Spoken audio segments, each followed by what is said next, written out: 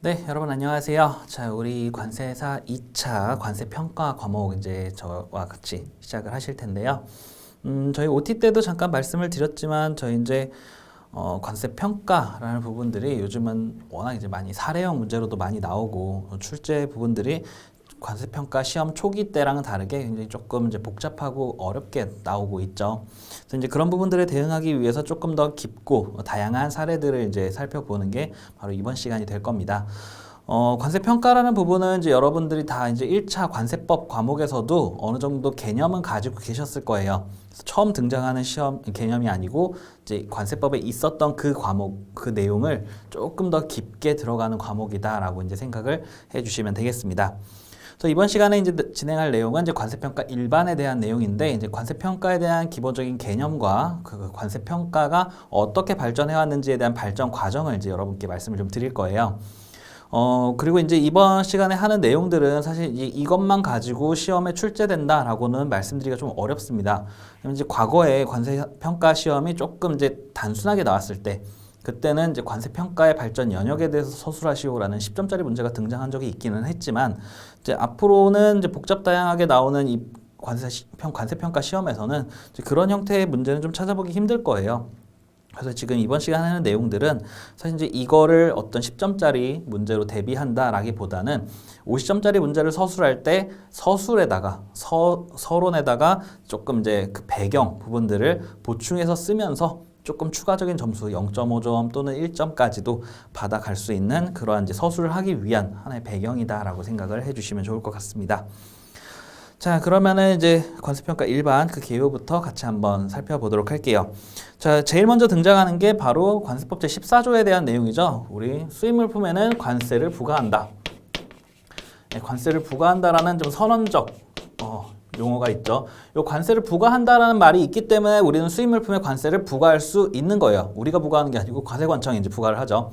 그리고 과세관청이 이제 부과를 하면 이 부과를 받은 납세 의무자는 이제 납부를 하는 이 개념이 될 텐데, 자, 요렇게 관세를 부과한다라는 거, 우리 관세법 제정 초기에 가장 첫 번째 있었던 제1조의 항목이 바로 이 관세를 부과한다였어요. 수입물품에 관세를 부과한다. 그 뒤에는 나중에 이제 관세법의 목적이나 용어의 정의나 이런 것들이 좀 추가적으로 보충돼서 많이 개정이 되었지만, 가장 맨 처음 관세법에서 사실 제일 중요하게 생각했었던 건 바로 이 관세를 부과한다라는 내용입니다.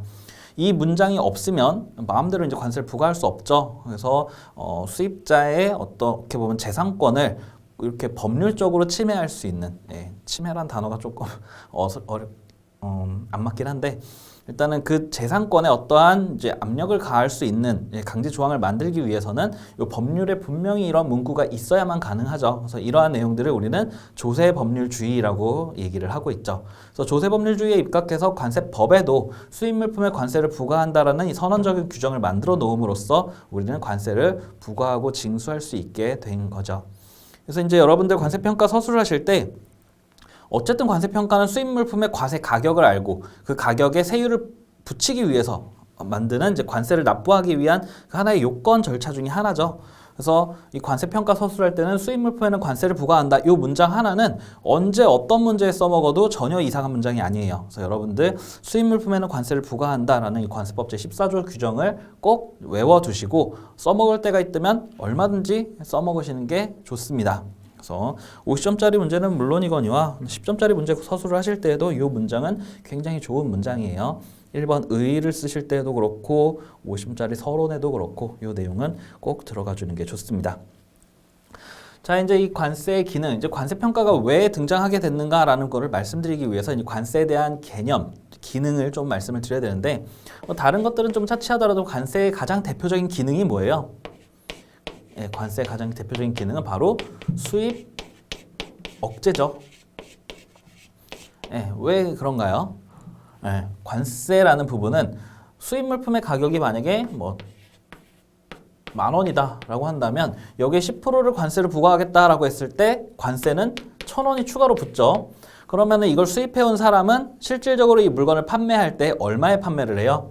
이유는 일단 무시한다면 일단 물건 가격 10,000원에 관세 1,000원을 원가에 넣어서 11,000원을 물품 원가로 구성하는 게 가장 일반적이죠. 그리고 여기에 이제 뭐 판매 마진이나 이런 것들을 붙여서 추가적으로 이제 가격을 구성을 시킬 텐데, 여기서 요게 이제 관세라고 얘기를 했었죠. 1,000원. 자, 요 관세만큼 물건의 원가, 가격은 올라가게 됩니다. 그래서 관세가 하는 역할은 물건의 원가를 올리는 역할을 하나 하고 있어요.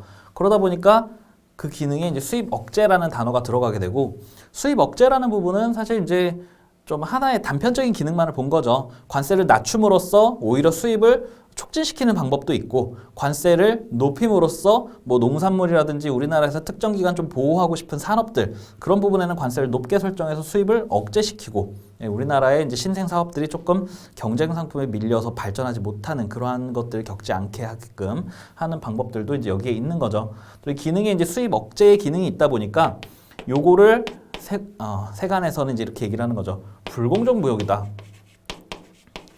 불공정하다라고 하고 있어요. 그래서 이제 전 세계적인 트렌드가 지금은 관세를 없애자, 관세 장벽 자체를 없애버리자라고 하는 게 이제 트렌드였고, 그렇게 다 같이 모여서 이제 논의를 하다가 잘 안 되니까 이제 우리끼리라도 한번 그렇게 낮춰서 우리끼리라도 좀 자유무역을 해보자라고 하는 게 지금의 이제 FTA이죠. 자유무역 협정에 이르는 거죠. 그래서 이제 요 불공정이라는 부분, 결국은 관세가 가져오는 이러한 불공정이라는 단어 때문에 관세 평가라는 부분이 이제 등장을 하게 됐어요. 그게 이제 좀 이제 하나가 좀 빠졌는데, 이게 이제 왜 불공정하다라고 얘기를 할 수 있느냐? 자, 우리는 수입을 억제시키기 위해서 관세를 높이는 방법도 있지만, 그 가격을, 야, 이거 과세 가격이 얘는 10,000원이라고 했지만 아니야. 이거는 이제 세율 측면에서 쳐다봤었지만 아니야. 과세 가격이 10,000원이 아니고 너네 나라에서 오는 그 물건은 15,000원이 맞아. 라고 과세 가격을 결정을 해버렸어요.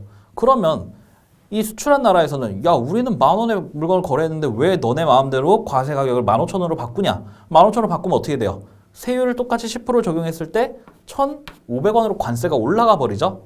네, 그래서 세율을 높이는 방법도 관세를 높이는 하나의 방법이지만, 그 앞에 과세 가격을 높이는 것도 역시 관세를 높이는 하나의 방법이죠. 그래서 이래나 저래나 세율을 높이나 과세 가격을 높이나 그 기능, 수입 억제의 기능은 동일하게 이제 발현이 되게 되고, 그러다 보니 과세 가격이 공정하게 평가가 되지 않으면 불공정하다라는 얘기가 당연히 이제 나올 수밖에 없었던 거죠. 이게 이제 관세의 가장 기본적인 개념을 설명드리면서, 이게 왜 관세 평가가 공통적으로 국가 간에 평가하는 방법이 일률적으로 적용되어야 하는가에 대한 필요성을 대두시킨 가장 근본적인 원인이라고 볼 수가 있습니다. 그래서 이제 아까 말씀드렸던 세율을 높이는 방법, 이런 것도 있다 그랬는데, 그걸 잡아주기 위해서는 품목분류라는 게 있죠. 그래서 품목분류도 우리 WCO에 가입해서 그 품목분류 운영하는 사람들은 다 동일하게 이제 품목분류를 하게끔 하고 있죠. 역시 마찬가지로 과세 가격 측면에서는 이러한 관세 평가가 바로 그러한 역할을 해주고 있는 거죠. 그래서 품목분류와 관세 평가 두 가지가 모두가 공평하게 이루어져야만 각 국가 간의 공정한 이제 과세 가격, 관세의 산출이 가능하다라는 게 되겠습니다. 자, 그래서 요게 이제 이런 내용들을 쭉 설명을 드렸고요. 나머지 내용들은 이제 한번 보시고 이제 관세 평가의 발달 부분들로 이제 넘어가도록 할 텐데, 관세 평가 발달이라면 크게 이제 4단계로 나눠볼 수가 있습니다. 관세 평가라는 건 맨 처음, 지금은 이제 추억의 단어가 돼버린 가트, 지금 이제 WTO 체제로 바뀌었죠. 그래서 가트 체제에서는 이제 자유무역을 이제 여기서 많이 이제 논하면서 이제 자유무역을 다 같이 한번 잘해보자라고 했지만 결론적으로는 이게 안 됐죠, 여기서는. 그래서 WTO 체제로 넘어오고 그러는 과정에서 FTA가 이제 등장을 하게 됐었고, 자, 어쨌든 이제 처음에 이 가트 체제 안에서 처음에 우리 이제 좀 공정한 무역을 한번 해보자, 이런 내용들을 좀 다루면서, 자, 우리 그러면 과세 가격이라는 건 실제 거래한 가격, 실제 거래 가격에서 요걸 기초로 해서 과세 가격을 좀 결정하면은 좀 공평하지 않겠어? 라고 요걸 기초로 과세 가격을 결정을 합시다 라고 얘기를 했어요. 그래서 그럼 그렇게 합시다 이제 막 나오게 된 거죠. 근데 이렇게 회의가 끝났어. 그래서 가트는 이제 여러 가지 내용들을 다루고 있었지만, 관세와 무역에 관한 협정 중에서 제7조에 이 내용을 이제 다루고 있고, 여기에 더 이상의 구체적인 내용들을 담고 있지는 않아요. 그래서 가트 협정 제7조, 가트 제7조에 언급되어 있는 요게 이제 관세 평가의 가장 시초다라고 이제 이야기를 할 수 있습니다. 하지만 시초답게 굉장히 많은 한계점들을 담고 있는데 그 가장 대표적인 게 관세 평가를 하는데, 자, 일단 이런 기준 가격을 설정하고 선언한 것까지는 좋다. 하지만 이거를 어떻게, 뭐가 실제 가격인데 정의가 빠지고, 그러면 이 가격을 결정하는 방법이 뭔데? 라는 구체적인 방법이 빠지는 등, 일단은 시도 자체는 좋았지만 아직 많은 이제 한계점들을 남기고 마침표를 찍었다라는 게 바로 이 첫 번째 내용이 되겠습니다. 자, 그리고 이제 이렇고 나서는 쭉 이제 시간이 흘러요. 시간이 흐르는 동안 이제 유럽에서는 저거 일단 저기서 모여서 저렇게 협의를 하긴 했는데, 저렇게 협의하는 과정 속에서 뭐 이렇게 누가 나서서 막 끌고 가는 것도 아니고, 뭐 그 뒤에 이제 연구가 이루어지는 것도 아니고 하다 보니까 이거 기다리다가는 안 되겠다. 일단은 필요한 우리끼리라도 한번 좀 제대로 연구를 해보자라고 해서, 여기는 유럽에서 유럽 관세 동맹에서는 이제 유럽에서 우리끼리 사용할 수 있는 어떤 것들을 좀 만들어 봅시다라고 이야기를 하게 됐죠. 그래서 유럽 관세 동맹 연구단에서 요 내용들을 가지고 계속 스터디를 하고 있었어요. 스터디를 막 이제 하죠. 근데 이제 왜 이게 유럽에서 이거를 주도하게 됐느냐라는 부분들은 이제 조금 역사적 배경과 같이 한번 좀 살펴봐야 되죠. 이게 사실 관세 평가의 필요성이라는 부분, 이게 불공정하다 이런 얘기가 이제 나오게 된 배경을 조금 설명을 드리자면, 각 국가에서는 원래 이제 무역이라는 게 관세 평가가 이제 지금 뭐 여기 이렇게부터 얘기를 했지만 더 앞단에 하나가 더 있어요. 우리가 이제 물건의 가치를 평가하는 방법, 이때는 이제 이 가격을 기준으로 합시다라고 했지만, 이 가격이라는 건 어떤 화폐가 등장을 했을 때의 개념이죠. 이 앞에서는 이제 물물교환이라는 가장 이제 시초가 되는 얘기가 있죠. 누구는 이제 물고기를 잡고 누구는 이제 열매를 따고 했을 때, 이 사람은 생선만 너무 많이 먹어서 물렸어. 이 사람은 과일만 너무 먹다 보니까 막 이것도 물렸어. 그래가지고 저 사람 생선 잡는 거 저거 좀 먹고 싶은데 어떻게 방법이 없을까 하고 이제 본인이 가서 막 낚시를 해봐요. 안 잡혀. 근데 뭐 해봤어야지. 열매나 따봤는데 물고기를 잡을 줄 알아야죠.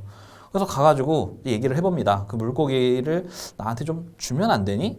라고 했더니 얘가 뭔 소리야 하면서, 이거 내가 먹을 것도 없는데 라고 하다가 그 사람 손에 들리는 걸 본 거예요. 과일이 들려있어. 저거 먹고 싶은데? 야, 그러면 내가 생선 한 마리 줄 테니까 너 과일 하나 줘. 이렇게 이제 교환을 하게 되는, 이제 물물 교환. 원래는 이제 물품과 물품을 교환하는 게 이제 그 시초였죠. 옛날에는 이제 그냥 하나 이렇게 해서 바꿨다면, 이제 이러한 과정들이 조금 더 거듭되면서 물고기가 막 많이 잡힐 때 물고기가 엄청 많아. 근데 과일은 그날 이제 뭐 날씨가 너무 안 좋아가지고 그 해에 열매가 몇 개 없었어. 이 사람들이 열매 하나하나가 너무 소중해. 그러다 보니까 이 생선 3마리 주면 열매 하나 줄게. 이런 식으로 가치가 이제 점점 바뀌게 되고, 그걸 이제 사람들이 알아가게 된 거죠. 그래서 여기서 이제 물물 교환을 하다 보니까 가치라는 개념을 이제 사람들이 알게 된 거예요. 그래서 그 가치를 따지는 것, 이게 사실 이제 관세 평가의 가장 핵심인 거죠. 그 실제 거래하는 그 물품의 가치가 얼마냐라는 것 찾아가는 과정이 관세 평가다 보니까, 그래서 이제 가치라는 개념을 이제 알게 되고, 요거를 이제 찾아가게 되고, 그 다음에 요 중간 과정에서 화폐라는 게 이제 등장을 하게 되죠. 화폐 때문에 화폐 때문에 이제 사람들이 더 이상은 물건 대 물건으로 교환하는 게 아니고, 그 물건과 금전, 화폐를 가지고 서로 상호 교환을 하게 되는 것들로 이루어지게 되고, 그게 이제 오늘날의 이러한 관세 평가, 관세 가격을 결정하는 단계로 왔다라고 이제 보시면 되겠어요. 옛날에 이렇게 물물 교환할 때는 이제 각각 원래는 자급자족하던 그 물품들을 이제 스스로 소비를 하고 말았는데, 여기 이제 가장 큰 하나의 혁명이 등장하게 되죠. 1차 산업혁명이 등장을 하게 되면서 각 유럽 국가에서는 이제 석탄과 증기기관 이런 것들이 이제 발전이 되고, 이제 생산량들이 이제 폭발적으로 늘어나게 된 거예요. 그래서 원래는 유럽 안에서 자가 소비하던 그런 내용들이 이제는 여기서 이제 소비를 하던 것을 뛰어넘어서 물건들이 남게 된 거죠. 그래서 이 남게 된 물건들을 옆에 나라, 물 건너가서 이렇게 팔아보다 보니까 이게 또 돈이 되는 거예요. 그래서 그것들을 이제 무역이라고 이제 불렀었죠. 그렇게 해서 물건을 갖다 팔기 시작하게 된 거죠. 옛날에는 자급자족, 내가 필요한 거 내가 만들어서 쓰고, 내가 이제 어디서 파서 쓰고, 따서 쓰고 막 이러던 것들이 이제 만들어서 쓰다 보니까 이 만들어서 소비를 하게 됐었고 그 만드는 방법이 발전하게 되면서 내가 필요한 만큼보다 더 많이 생산을 하게 되고 그 과잉 생산량을 주변에 이제 판매를 하다 보니 무역이라는 것들이 자연스럽게 이제 발달을 하게 됐다는 거예요. 근데 이제 이렇게 열심히 얘네가 무역을 하다 보니까 이제 이게 눈에 들어오기 시작한 거예요. 나는 열심히 해서 팔았는데 걔네가 이렇게 관세 평가라는 걸 제대로 못하면서 가격을 막 터무니없게 산정하고 그 나라 원가를 높여놓고 우리 물건이 안 팔리게끔 하네. 그래서 안 되겠다. 목소리를 좀 높여야겠다라고 야 이거 불공정해. 자 여기에 상정시켜서 앞으로는 우리가 제대로 거래할 수 있게끔 요거는 이제 앞에 생략이 됐겠지만 제대로 관세 평가를 하고 공정한 무역을 해봅시다라고 이제 얘네들이 주도해서 이제 시작을 하게 됐던 거죠. 네, 그래서 이제 그렇게 되다 보니까 이제 얘네들이 급해요. 그래서 원래 여기서는 이제 그래, 너네가 얘기했으니까 일단은 그렇게 선언을 했는데, 와, 계속 시간이 흘러가는 거죠. 이제 유럽에서는 안 되겠다. 우리끼리라도 한번 요거를 좀 발전시켜보자 해서 막 계속 연구를 하게 됩니다. 그리고 어느 날 이제 이거를 브뤼셀이라는, 브뤼셀이 벨기에에 있는 도시죠. 브뤼셀에 모여가지고, 우리 이렇게 열심히 연구했었던 거를 모여서 한번 다 검토하고 논의해 본 다음에 최종적으로 요거를 가지고 우리끼리 이제 한번 관세 평가를 해봅시다라고 이야기를 나누게 된 거죠. 그래서 여기서 이제 브뤼셀에서 이야기가 나눠졌다고 해서 브뤼셀 평가 협정이라고 요거를 부르고 있습니다. 그래서 여기서는 이제 요 실제 거래 가격 요거에 대한 개념을 가지고 와서 역시 똑같이 쓰게 돼요. 뭐 이렇게 했던 거를 여기서 뒤집을 수는 없으니까요. 그래서 실제 거래 가격, 그 거래 가격을 가지고 이제 과세가 결정을 하는데 여기서 이제 6가지 평가 방법을 마련을 하게 되죠. 그게 이제 오늘날 그 6가지 평가 방법과 크게 다르지 않아요. 그래서 이때 이제 그 6가지의 평가 방법들을 마련을 해놓고 평가를 하게 됐는데 이게 이제 유럽에서 만들다 보니까 이것도 역시 이제 한계점은 있죠. 사실 한계점은 이제 오늘날에 돌아봤으니까 그게 한계점이지 이때 당시에 유럽에서 자기들끼리 쓰려고 만든 게 유럽 거기에만 맞게 만들어 놓은 거를 오늘날 이제 한계점이라고 얘기를 하지만 그들 입장에서 이때는 아마 최선이었을 거예요. 그래서 6가지 평가 방법을 만들어 놓고 이제 실제 가격이라는 개념을 이제 제대로 세웠다라는 하나의 이제 큰 성과가 있는데 요 방금 말씀드렸던 한계점이라는 건 유럽에서 만들어서 자기네들끼리 쓰다 보니까 다른 나라들 이제 가장 대표적으로 이제 미국이나 캐나다 같은 좀 물 건너서 큰 국가 그런 국가들은 가입하지 않았다라는 점이 이제 한계점이다라고 이야기를 해요. 우리나라 같은 경우도 브뤼셀 평가 협정을 도입을 했었어요. 이때 여기 가입을 해서 이제 사용을 하고 있었어요. 우리나라 같은 경우에는 1949년도에 관세법이 처음 제정이 됐지만 그때 당시에는 관세 평가에 대한 개념이 이제 잘 없었습니다. 없었고 이제 우리나라가 나중에 이제 가트에 가입하면서 가트에서 이야기하는 이제 관세 평가라는 부분들을 좀 이제 관세법으로도 가지고 오게 됐었죠. 그게 이제 아마 1968년 정도 개정 때 반영이 됐었던 걸로 알고 있어요. 67년 때 가트를 가입하고 68년 때 관세법에 개정을 했었다. 그래서 이제 그러다 보니까 이제 브뤼셀 평가 협정에서도 이제 여기 가입해서 이 평가 모델을 우리나라도 수용해서 이제 사용을 하고 있었고 원래 유럽에서도 이제 유럽 안에서만 쓰려고 만들었던 이 협정인데 다른 나라들이 이제 흥미를 보이면서 나도 좀 써도 되냐? 막 이런 식으로 이제 와서 얘기를 하다 보니까 유럽이 그렇게 치사한 나라는 아니었나 봐요. 그래서 그래? 그러면은 그래 너네도 와서 한번 껴봐 하면서 이제 다른 나라들이 이제 많이 끼기 시작하면서 여기 이제 모델들도 유럽 안에만 맞춰져 있던 것들이 조금 이제 보편적으로 좀 다듬어졌죠. 그게 이제 오늘날에 보고 있는 이제 브뤼셀 평가 협정인 거고 여기서 이제 좀 눈에 띄는 한 가지는 우리가 지금 현재는 과세 가격을 CIF 가격 기준으로 이제 하고 있죠. 여기서도 마찬가지로 과세 가격은 CIF 가격 기준으로 하고 있었어요. 그래서 그러다 보니까 우리나라도 이제 여태까지 CIF 기준을 계속 쓰고 있는 건데, 요때 이제 오늘날 이제 평가 방법은 CIF, FOB 선택이 가능하다라고 협정에서는 하고 있고, 우리나라는 그냥 CIF 가격을 선택했을 뿐이에요. 근데 여기서 FOB라는 부분을 그럼 선택할 수 있었냐? 이때 당시에는 이게 선택이 불가능했어요. 요게 불가능했던 게 미국과 캐나다가 이 협정에 들어오지 않은 가장 대표적인 이유였습니다. 이게 이제 왜 그러냐 하면 미국이나 캐나다 같은 경우에는 이제 이건 우리나라구나. 네. 미국하고 캐나다 같은 경우에는 뭐 남미 빼고 미국하고 캐나다 이 부분들을 보면은 여기서 어떻게 보면 이제 하나의 큰 대륙이잖아요. 근데 이들은 이제 미국이 크게 있고 캐나다가 크게 있고 하다 보니까 얘네들이 다른 나라로 물건을 보내고 또는 원재료를 가지고 오고 하는 것들을 봤을 때 여기에 운임, 보험료 이런 것들이 들어가게 되면 일단은 이 나라에 들어올 때도 가격 자체가 높아지고 이 나라에서 나갈 때도 역시 가격 자체가 높아지게 되죠. 그러니까 이게 뭐냐면 유럽 같은 경우에는 이제 유럽이 이건 뭐 러시아 쪽 빼고 유럽 국가들끼리 이제 거래를 할 때는 이 안에서 그냥 거래가 다 이루어진단 말이에요. 뭐 프랑스에서 뭐 스페인으로 내보낸다든지 아니면 뭐 했죠? 프랑스에서 뭐 이탈리아로 물건을 또 내보낸다든지 어쨌든 그 유럽 대륙 안에서 이제 조막조막하게 움직이고 있었는데 이제 물 건너서 가봐야 이제 여기 영국 있는데 요 정도 이제 갔겠죠. 이런 근거리다 보니까 우리는 이제 운임보험료를 포함시키는 게 과세 가격에 큰 영향을 미치지는 않는다라고 생각을 했었나 봐요. 그래서 이때 당시에는 그냥 CIF 가격 기준 한 가지로만 이야기를 했었는데 미국 입장에서는 이제 이걸 딱 들여다봤을 때 야 너네야 운임 이거 얼마 안 나오지만 우리 같은 경우에는 무조건 물 건너 가야 되는데 그리고 미국에서 우리나라 오는데 보통 배 타면 한 40일 정도 걸린다 그러죠. 화물선으로 오면. 근데 그만큼 운임이 엄청나게 비싸요. 그래서 그런 부분들을 감안했을 때, 야, 그럼 우리나라는 너네가 수출하는 거, 여기서는 뭐 5만 원짜리 물건을 팔았을 때 운임이 뭐 500원 나온다 그러면 미국에서 가면은 이제 5만 원짜리 똑같이 물건을 내보냈을 때 여기서는 운임이 뭐 2,500원이 나온다. 라는 등.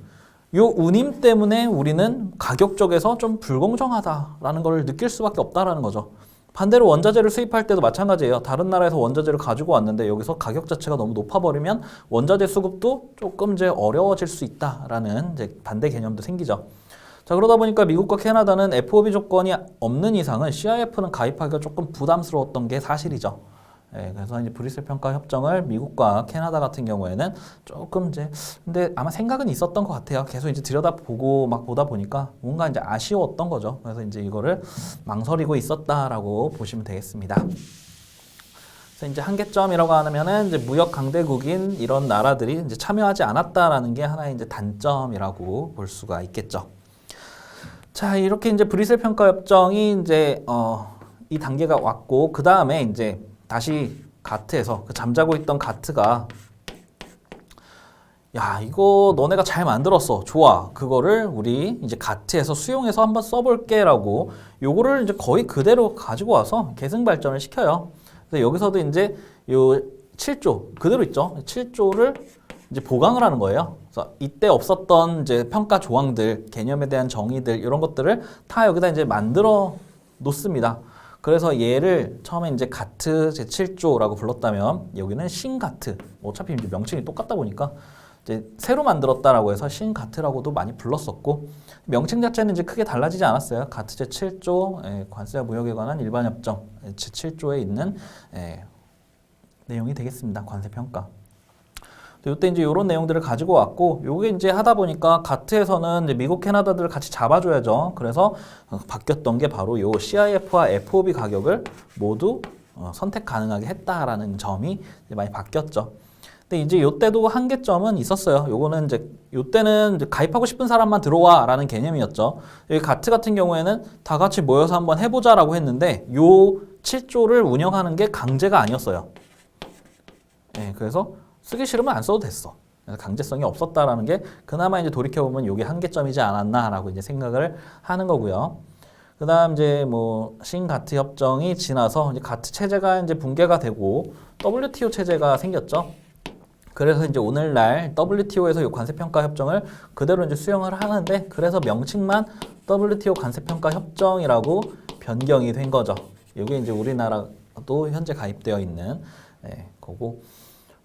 그래서 이제 WTO 관세평가 협정으로 왔을 때 가장 바뀐 거, 요 강제성이 없었다라는 거, 요거를 WTO 체제로 오면서는 강제성이 있다. 그래서 WTO 가입 국가들은 무조건 관세평가 협정도 가입해라라고 했고, 우리나라 역시도 이제 여기에 가입이 되어 있습니다. 그래서 관세평가 협정의 연역을 살펴보면은 이렇게 이제 크게 네 단계예요. 가트 최초기, 그다음 브뤼셀평가 협정 단계, 그다음 신가트 체제에서 요 브뤼셀평가 협정에서 이름만 좀 바뀐 거. 또 역시 여기서도 이제 이름만 바뀌어서 WTO 관세평가 협정이라고 명칭이 바뀌었다라는 점, 이런 것들을 좀 보시면 되겠습니다. 네, 그래서 교재를 보면서 내용을 좀 한 번만 다시 정리를 해볼까요? 그래서 아까 이제 말씀드렸던 전체적인 흐름은 이제 여기서 이제 보시면 되고, 여기서 조금 이제 중요한 포인트들만 몇 개 좀 찝어드리도록 하겠습니다. 일단 관세평가의 발달 부분에서는 이제 물품의 교환이라는 부분에서 이제 이렇게 출발했다라고 보시면 되겠고, 사실 교환이라는 부분보다는 교환을 할 때 어떤 가치를 따지기 시작했다라는 부분, 아까 여기서 얘기했던 거죠. 물물 교환할 때는 물품의 가치 부분을 염두에 두고 교환을 했었다. 오늘날 평가 같은 경우도 이제 그러한 가치를 찾아가는 과정이 관세평가다라는 말씀을 좀 드렸고요. 그다음 이제 가트 협정에서 제7조에 이게 규정되어 있다라고 하는데, 저기 보면은 1947년 제네바 유엔 회의 결과에 따른 이제 관세와 무역에 관한 일반 협정, 요거 사실 가트나 뭐 이 얘기들을 좀 길게 풀면은 텍스트가 되게 길어지는데, 뭐 텍스트 그대로 쓰시는 것도 좋습니다. 관세와 무역에 관한 일반 협정 이렇게 쓰셔도 되고, 아니면 가트 협정 이렇게 쓰셔도 상관없어요. 뭐 요거는 이제 여러분들 편한 대로 서술해 주시면 되고, 대신에 이제 그 협정 전체가 관세평가 내용을 다루고 있는 건 아니고 그 협정 제7조의 관세평가 규정을 다루고 있다니까, 이왕 쓰실 거면은 그 옆에 협정 제7조라고까지 써주시는 게 좋습니다. 그래서 최초에는 이제 실제 가격에 기초해야 한다는 이제 개념들 다루고 있었고, 일반 원칙만이 정의되어 있을 뿐 이제 평가 과정이 이제 누락되어 있었다라는 게 한계점이다라고 했었죠. 요 협정의 발전 연역을 만약에 혹시나 시험에서 물어본다면 여러분들이 정의하셔야 되는 건 요 기본적인 이제 흐름, 시간 순서에 따른 흐름도 기재를 하셔야지만, 각각 그 협정에서 앞선 단계의 협정에서 가지고 있었던 어떤 한계점이 무엇이고, 그 다음 단계에서는 그 한계점을 극복해서 어떻게 변화가 이루어졌는지 그 부분들을 포인트로 잡아서 목차 서술하시는 게 가장 중요합니다. 그래서 최초 협정 같은 경우에는 평가 과정이 누락되어 있었던 한계점이 있지만, 일단은 관세평가를 합시다라는 선언적 규정과 하나의 방향을 제시했다라는 점에서 좀 좋은 평가를 받고 있다라는 게 그 첫 번째 내용이고요. 일단 브뤼셀 평가 협정 같은 경우에는 일단은 이제 원래 가트에서 논의되었던 게 거기서 이제 더 발전되지 않다 보니 유럽 관세 동맹 연구단에서 유럽에서 자기들끼리 사용하기 위한 하나의 평가 기준을 만들었다라고 하는 게 바로 이 내용이 되겠고, 이때는 그래서 CIF를 평가 기준으로 삼았다. CIF 가격 기준으로 평가가 진행되었다라는 거 보시면 되겠고, 적용하고 싶은 국가는 이를 적용할 수 있도록 보완해서 협약으로 만들어졌다라고 해서 이거는 이제 희망하는 사람들은 이제 들어올 수 있었다. 희망하는 국가들은 들어올 수 있었다. 그래서 여기서 얘기하는 관세평가의 기준, 여기서 이제 공개 시장에서 거래상의 조건이 없을 때 단일 거래 가격을 이제 설정하고 있다라는 내용이 있죠. 그래서 여기서 얘기했었던 이제 실제 가격, 요게 이제 뭐냐라고 할 때 그 정의에서 공개 시장이라는 단어를 여기서 처음 이제 쓰게 되는데, 공개 시장이라는 거 오늘날도 이제 쓰이긴 해요. 사례 같은 데서 이게 공개 시장은 뭐냐? 닫힌 시장과 공개 시장 이렇게 이제 구분을 하는데, 닫힌 시장이라는 건 특수관계를 의미합니다. 그래서 어떻게 보면 우리가 이제 가족 간의 거래를 할 때에는 뭐 어머니가 저한테 물건을 하나 팔기로 했어요. 그러면 그 돈 어머니 입장에서 뭐 안 받아도 그만이지, 뭐 내 자식인데라고 할 수 있죠. 물론 가족 간에서 돈 관계 깔끔해야 되지만, 일단 이제 예를 들자면, 그리고 이제 뭐 아들이 어머니한테 드리는 것들도 뭐 어머니 드리는 건데 돈 안 받아도 그만이지 뭐라고 이제 생각을 할 수 있죠. 하지만 이게 남 같으면 그렇지 않다는 거죠. 그래서 남끼리 거래하는 거, 이거를 독립된 거래 당사자끼리 거래한다라고 표현을 하는 거고, 이때는 뭐 그들끼리 뭐 아무 조건이 없기 때문에 물건을 판매한다면 그 물건의 가치와 내 이윤 모든 것들을 다 받아내려고 할 거죠. 하지만 이게 방금 얘기해드렸던 가족, 그 밖에 이제 이런 특수한 관계들끼리에서는 그냥 상호, 야 좋은 게 좋은 거지 뭐라고 하는 입김이 들어갈 수 있다라는 거예요. 그래서 이제 여기서도 공개 시장에서 아무런 거래상의 조건이 없을 때에 성립되는 가격을 의미해서, 이 가격을 결정할 때 그러한 특수관계가 어떤 영향을 미치지도 않고 다른 어떠한 조건도 없었을 때 그 가격, 그게 바로 실제 거래 가격이다라는 정의를 이제 하고 있는 거죠. 네, 그래서 이런 것들은 일본이나 호주 같은 국가를 가입하게 해서 적용이 확산되기는 했지만, CIF 가세 가격 결정을 CIF를 기준으로 가격을 결정하기 때문에 미국이나 캐나다 같은 나라들을 끌어들일 수는 없었다라는 거, 이게 이제 한계점이다라는 거는 이 단계에서 이제 말씀을 드렸죠. 이유. 자, 그다음 브뤼셀 평가 협정을 지나서 이제 싱가트 협정으로 넘어오게 되는데, 요거는 이제 뭐 배경은 뭐 도쿄 라운드 협상 뭐 이런 것도 얘기 나오지만 요거는 크게 중요하진 않고요. 대신에 이제 요 평가를 주도했었던 건 이때 당시에는 이제 또 미국이다라고 얘기를 하죠. 그래서 아까 이제 여기 가트 체제에 여기에 머물러 있다가 요 단계로 넘어오는 요 시점에서는 중간에서는 이제 유럽이 주도해서 유럽에서 쓸 수 있는 하나의 평가 모델을 만들었죠. 근데 미국도 여기를 가입하고 싶었었던 것 같다라고 말씀드렸던 게 이제 요거와 모델을 거의 비슷하게 만들어서 요 가트에서 이러한 논의들을 하게 됐고 본인이 가입하지 않았었던 이유, 요 CIF와 FOB 요것들을 선택 가능하게끔 만드는 데 주도한 게 바로 미국이다라는 것 때문에 이제 제가 그런 말씀을 좀 드렸던 거예요. 그래서 이제 요 싱가트 협정은 미국 주도하에 이제 평가를 좀 다 같이 이제 쓸 수 있는 것들을 다시 한번 만들어 보자라고 해서 싱가트 협정에서는 좀 다시 좀 다듬어진 예전에 이제 선언적인 규정이었던 거에 디테일이 이제 더해지게 된 거죠. 여기서 가장 큰 이제 변경점은 FOB 기준과 CIF 기준을 선택 가능하도록 했다라는 점이 이제 바로 여기서 가장 큰 변화점이고요. 그리고 거래 가격이라는 부분들은 이제 당연히 실제 판매 모델 물품 가격을 우선 적용한다라는 부분과 6가지 평가 방법을 여기서도 이제 똑같이 규정을 하고 있습니다. 6개의 평가 방법. 다음 실제로 판매된 물품 가격을 우선적으로 적용한다. 이건 이제 오늘날의 실제 지급 가격을 의미하고 있죠. 1평가 방법에서 언급하는. 자, 그리고 이제 여기서도 한계점은 동일하게 본 협정의 가입은 여전히 선택적이었다. 그래서 가입국의 숫자가 적었다라고 이야기를 하는데, 요거는 이제 현재 WTO 체제로 바뀌면서 이제는 선택이 아닌 의무로 변경되었다라는 것들을 말씀을 드렸죠.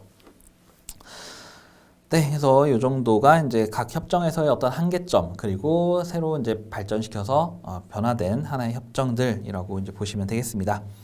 그래서 이번 시간에는 이제 관세 평가에서의 하는 관세의 기능, 이게 이제 관세 평가가 왜 필요하게 됐는지에 대한 기본적인 개념과 그리고 이제 관세 평가가 발전하게 된 이 모델을 순서대로 이제 한번 좀 살펴봤습니다.